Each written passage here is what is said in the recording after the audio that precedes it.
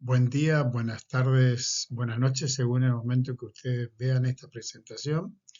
Soy el doctor Domingo Luis Poser, es presidente de la Federación Argentina de Cardiología. Agradezco mucho la gentil invitación de la mesa directiva para dar esta masterclass y voy a elegir como tema fibrilación auricular, cuándo tratar, cómo tratar y hasta dónde tratar. Me gusta comenzar con este diapositivo del Framingham, es muy demostrativo y tiene un impacto muy fuerte, ya que demuestra que tener esta arritmia implica un riesgo 5 veces mayor que no tenerla para tener un accidente cerebrovascular. Y que este riesgo es independiente de la presentación clínica de la arritmia. No importa si es la primera vez que la encontramos y es paroxística, depende del chat VAS del paciente y no del tipo de arritmia para que se asocie a este alto riesgo que le decía de accidente cerebrovascular. Este evento de accidente cerebrovascular produce una severa discapacidad que se mantiene en el tiempo, como puede verse. Esta diapositiva muestra las distintas alternativas que debemos considerar. Primero, los síntomas, que incluyen palpitaciones más frecuentemente, pero también dolor precordial, disnea, síncope, y que en la evolución tenemos complicaciones graves como internaciones frecuentes, accidente cerebrovascular, insuficiencia cardíaca o complicaciones graves como incluso la propia muerte. Finalmente, esta arritmia sigue en aumento. Se calcula que su prevalencia se duplica para el 2060. Este es un cambio importante en las guías. La nueva guía justamente enfoca, a diferencia del ABC de la guía anterior, en estos 4 puntos donde se trabaja sobre la comorbilidad, manejo de los factores de riesgo, evitar el accidente cerebrovascular y el tromboembolismo, reducir los síntomas y la evaluación dinámica del paciente. Fíjense la importancia que la nueva guía le da al manejo de las comorbilidades, que prácticamente todas o casi todas son clase 1 en la de indicación, de recomendación en la nueva guía. Así, para el manejo de la hipertensión, de la insuficiencia cardíaca, diabetes, obesidad, 2B para la apnea del sueño, actividad física y hasta para el consumo de alcohol. Todas ellas con una fuerte indicación clase 1 para el control de la fibrilación auricular. Los distintos tipos de fibrilación auricular, tenemos la de nuevo diagnóstico, es la que no fue previamente diagnosticada. La paroxística, que termina espontáneamente a los 7 días o con intervenciones. La mayoría de los eventos paroxísticos terminan en 24 horas. La persistente de los episodios no se resuelven por sí mismos. En general se dice de cuando dura más de 7 días, pero en la persistente de larga data puede durar 12 meses o más. Acá lo importante es que continúa la opción de control del ritmo, sigue siendo válida, a diferencia de la forma permanente, donde ya renunciamos a esta opción y el paciente pasará solamente a control de la frecuencia. El nuevo CHAS-VA, que le sacaron la S, esto cambió a partir de la guía europea 2024, con buen criterio, por supuesto. Tenemos los distintos factores como la insuficiencia cardíaca, la hipertensión, una edad de 75 más, diabetes, presencia de accidente cerebrovascular previo, enfermedad vascular o una edad entre 65 y 74.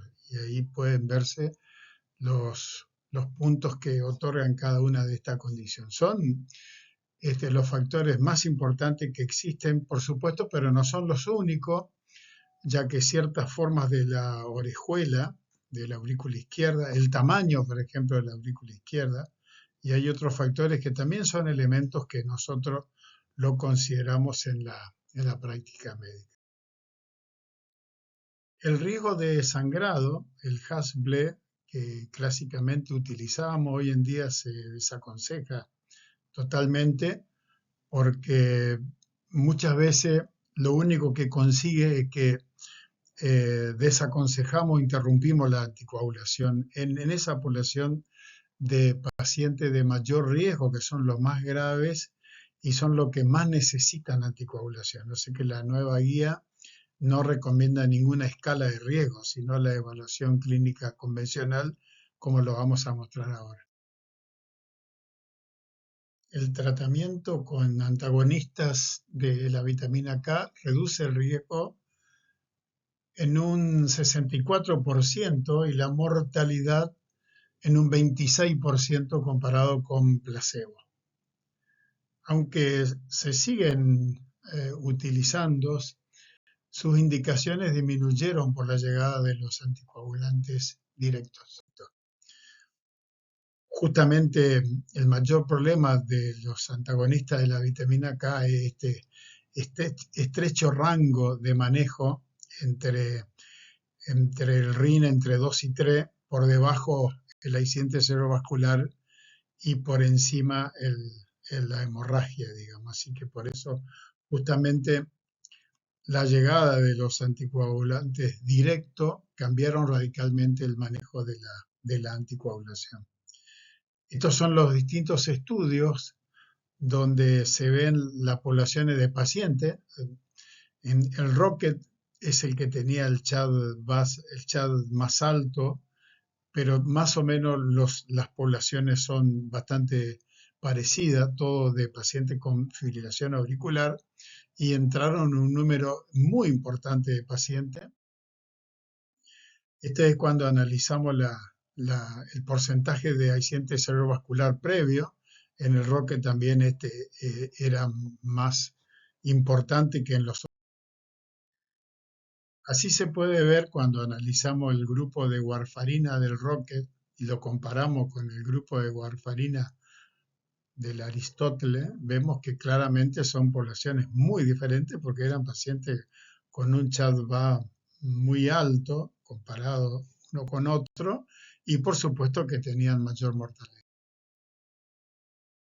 Como vemos, en general todos los directos fueron no inferior a warfarina y algunos también fueron claramente superior a warfarina.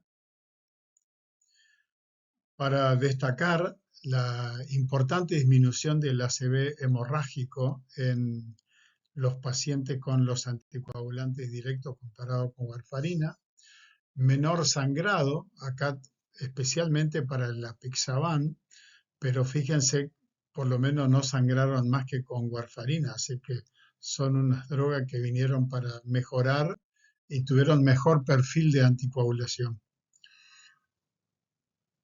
Estos datos los muestro porque si bien este estudio, el COBRA, no fue hecho en población de pacientes con fibrilación auricular, sí fue hecho en el tromboembolismo venoso agudo y puede verse, se publicó recientemente, y puede verse que el sangrado fue muy distinto entre el apixaban y el rivaroxaban. Los pacientes con rivaroxaban sangraron más, aunque el control fue parecido, pero fíjense que este es un dato a tener en cuenta. No digo que el estudio no fue hecho en pacientes con fibrilación auricular, pero es un dato a tener en cuenta. Evidentemente sangran menos con apixaban. El Frail EIF mostró que el cambio publicado recientemente mostró que el cambio de warfarina a un anticoagulante directo en pacientes mayores frágiles con fibrilación auricular se asoció con más complicaciones hemorrágicas en comparación con el tratamiento continuo con el antagonista de la vitamina K, sin una reducción asociada en las complicaciones tromboembólicas. O sea que este dato es muy importante tener en cuenta en esa población de pacientes muy mayores que están siendo bien controlados con un antagonista de la vitamina K. Bueno, debemos saber que a pesar de los nuevos anticoagulantes o los anticoagulantes directos, hay un riesgo de ACV muy bajo, por cierto, pero alrededor del 1% anual, comparado con el 2% con la población que reciben warfarina. Bueno, la guía nos indica, nos sugiere que debemos iniciar anticoagulación, esto es clase 1, en presencia de fibrilación auricular. Pero ojo, no cualquier patrón de fibrilación auricular no debe recibir anticoagulación. La propia guía nos muestra que se requiere al menos un registro electrocardiográfico por dispositivo de 30 segundos de fibrilación auricular y no pequeños latidos de auriculares rápidos de pocos segundos de duración que no tienen el mismo significado que fibrilación auricular y que en este caso no requieren la anticoagulación. También nos muestra que es clase 1 para un CHA2-VA de 2 o más y es clase 2A para un CHA2-VA de 1. Nosotros recomendamos iniciar anticoagulación desde un CHA2-VA de 1 porque claramente uno tiene más que ganar que perder en estos casos. También elegir anticoagulantes directos es mejor que los antagonistas de la vitamina K y evaluar el riesgo hemorrágico, como dijimos, sin el uso de escalas, sino que directamente el riesgo clínico, como ahora creo que vamos a discutir más adelante, prevenir el sangrado con las combinaciones, con las distintas combinaciones de antiplaquetario que no siempre son estrictamente necesarias. Bueno, se puede considerar el tratamiento de anticoagulante en pacientes con FA subclínica asintomática, como en este caso un paciente nuestro detectada por dispositivo en el control de marcapasos. Fíjense, acá está la actividad ventricular y la aurícula que está absolutamente fibrilada. Este también es un mecanismo de detección de la fibrilación auricular y este paciente, incluso en el registro, sabemos cuánto lleva en esta condición y es más que suficiente para establecer el diagnóstico y, por supuesto, iniciar la terapéutica apropiada, incluyendo la anticoagulación.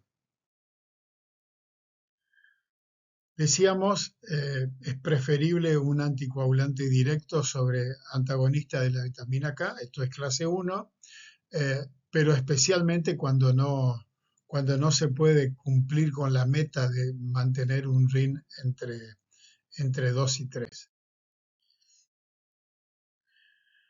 Bueno, acá tenemos los distintos tipos de alternativas en pacientes con fibrilación auricular paroxística. Decisiones compartidas sobre el control del ritmo es clase 1, siempre interactuar con el paciente, con el clínico.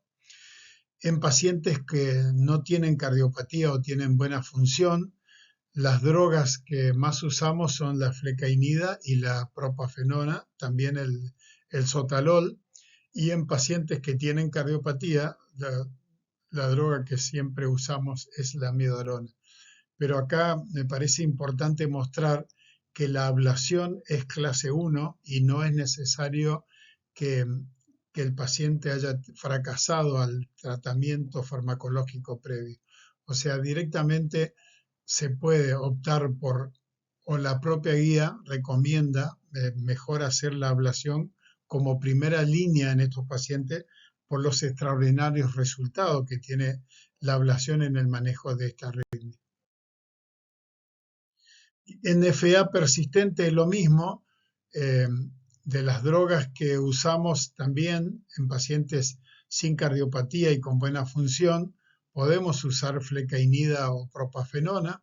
Acá la ablación es clase 2B, pero hoy en día sigue siendo preferible a la opción de las drogas y en paciente con cardiopatía, la amiodarona y eventualmente el sotalol son las drogas que se pueden usar. En paciente con insuficiencia cardíaca solamente amiodarona, pero en la persistente claramente la ablación sigue siendo la principal recomendación.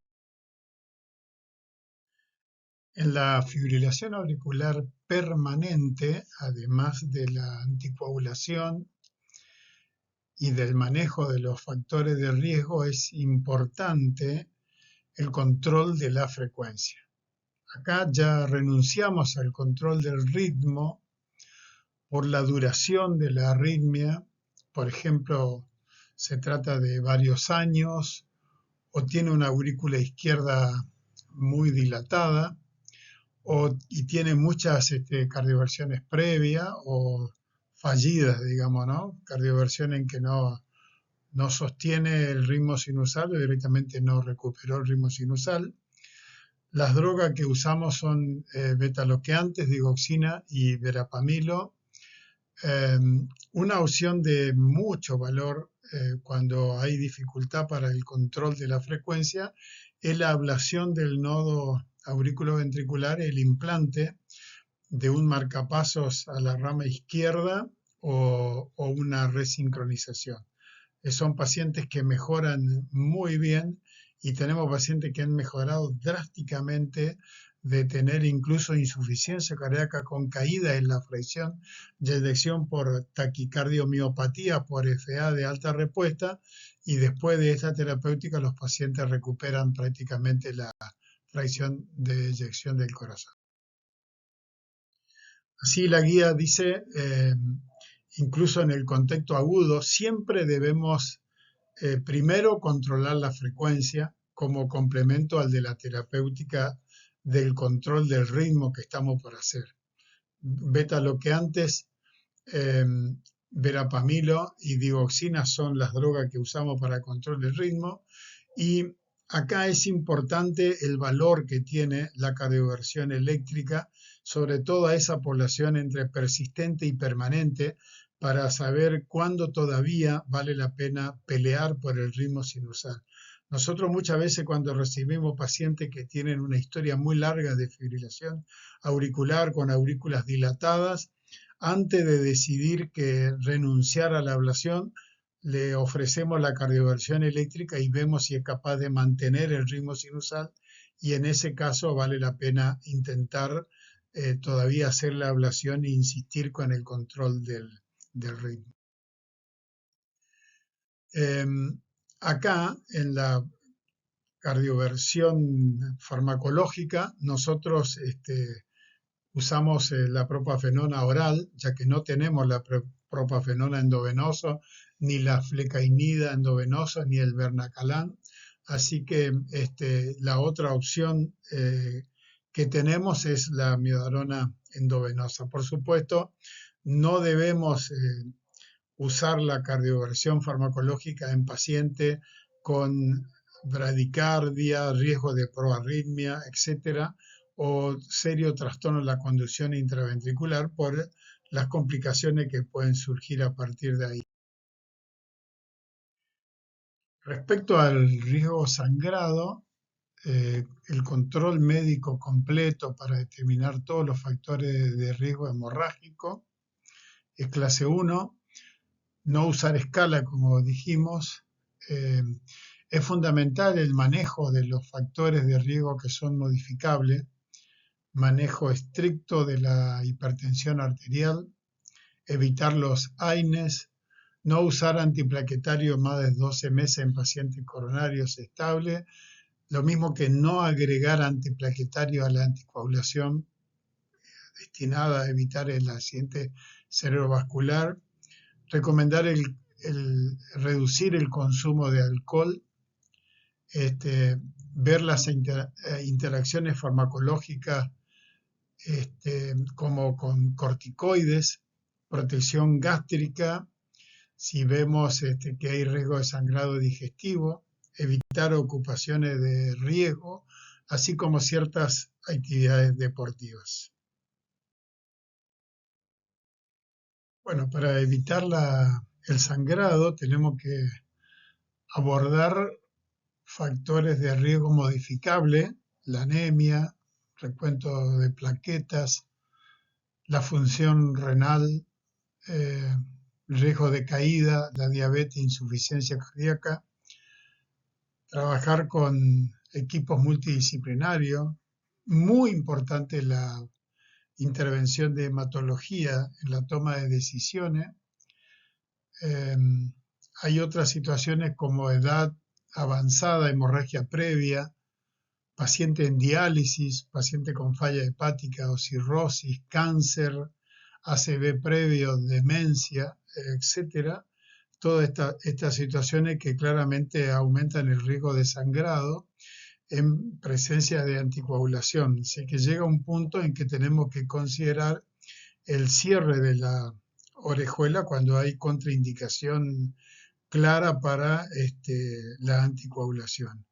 El cierre de la orejuela es una indicación 2B, es baja esta indicación, pero es una herramienta extraordinaria y claramente en esos pacientes con alto riesgo de sangrado o con sangrado activo se debe. El estudio Praga 17 mostró justamente no inferioridad del cierre de la orejuela comparado con anticoagulantes directos. Bueno, vamos a hablar de la ablación, de las distintas técnicas. Como le decía, la ablación hoy es considerado una opción, una indicación de primera línea para el manejo de la fibrilación auricular.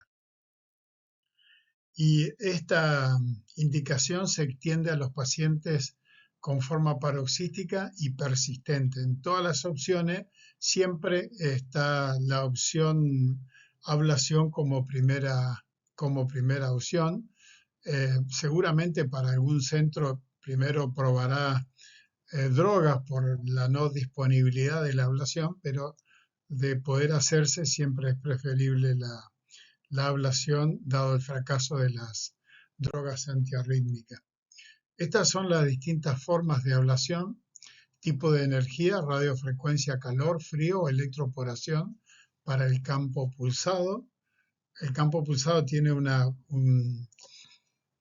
es un procedimiento muy corto, menos de 40, 50 minutos, y la radiofrecuencia es más largo porque se hacen los mapas, etcétera.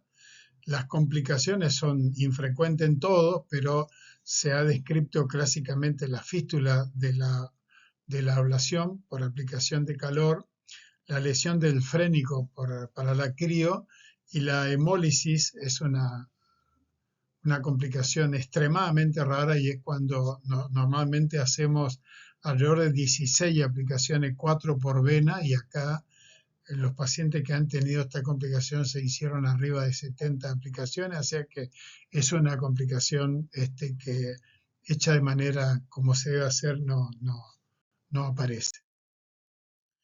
La ablación con radiofrecuencia, bueno, antes hacíamos punción transeptal doble, poníamos el catéter en lazo y íbamos ablacionando con el catéter, los dos catéteres en la aurícula izquierda. Demostrábamos la desconexión de la vena, como en este caso, un paciente nuestro. Estas son las señales de ese catéter que está dentro de la vena, que está registrando, y en el momento que se desconecta dejan de tener. Hoy en día, con el pentarray o con el octarray, hacemos rápidamente un mapa con una sola punción transeptal, entramos a aurícula izquierda, acá vemos a la izquierda en el basal que la vena está conectada y después de la ablación demostramos la desconexión de la vena.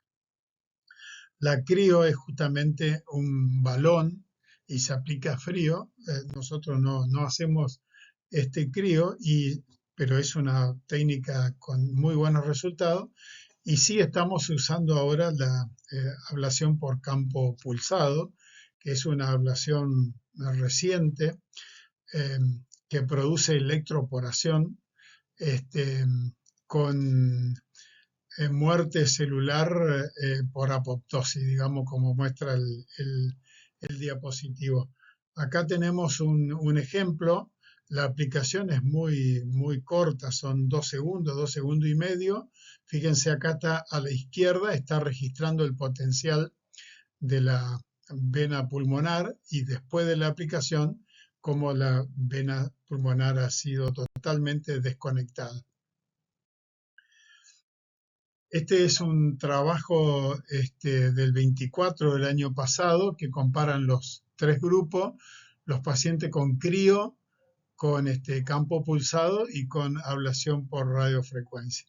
Eh, Acá muestra resultados similares o comparables entre la crío y el campo pulsado y muestra algo inferior a la radiofrecuencia, pero la radiofrecuencia siempre depende si se usamos con toda la tecnología, con eco intracardíaco, catéteres de contacto, Octaray, etcétera, Carto, varias de las cosas que hacen que los resultados también sean muy buenos. Y en este trabajo vemos el campo pulsado con la crío y vemos la superioridad que tiene en este estudio, por lo menos la del campo pulsado. Este es un trabajo muy reciente que muestra justamente en esa población de formas persistentes cómo son capaces de mantener el ritmo sinusal a lo largo del tiempo. Este diapositivo muestra la importancia del control precoz. Esta es una población importante de pacientes que le ofrecieron de entrada la ablación prácticamente dentro de alrededor de los 36 días del diagnóstico, y ustedes pueden ver cómo las curvas se separan en un seguimiento alejado. En una población de 18 centros de Canadá también vemos cómo la ablación se separa claramente con las drogas antiarrítmicas. Una opción a considerar hoy en día también es la ablación y el cierre de orejuela hecha de manera similar. El estudio Option, la estrategia de ablación más cierre de la orejuela, no fue inferior a la estrategia de ablación más un anticoagulante directo. Así, para ir cerrando, la ablación de la fibrilación auricular debería ser la piedra angular en el tratamiento de la arritmia en la mayoría de los escenarios, y el rol de la clínica de fibrilación auricular es fundamental para mejorar los resultados. Mayor participación del paciente en la toma de decisiones, tratar más precozmente las comorbilidades como diabetes, hipertensión arterial, dieta, vida saludable, actividad física. La anticoagulación oral, especialmente con los directos, continúa siendo la terapia preferida para la prevención del ACV.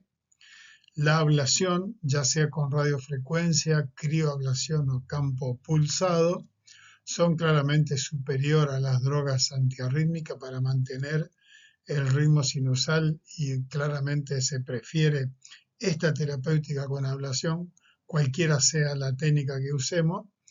Y la oclusión percutánea del apéndice auricular está indicada en pacientes de alto riesgo de ACV con contraindicación para la anticoagulación oral.